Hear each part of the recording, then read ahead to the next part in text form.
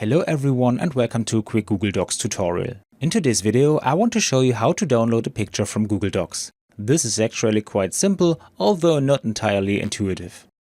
First of all, I open Google Docs and here I find a lot of text and some images. How can I download this image right now? First I right click on the image, go to View More Actions and click on Save to Keep. Now my image will be loaded into Google Notes. Since I don't find a Save Image option when right-clicking this picture, I can do the same here. And from here I can save this image on my desktop. So now let's check my desktop, and as we can see, this worked very well. So it's not difficult at all to download images to Google Docs, even if you have to take a small detour. And that's all you need to know. I hope you enjoyed the video and I will see you again in the next tutorial. Until then, your tutorial guy. Bye.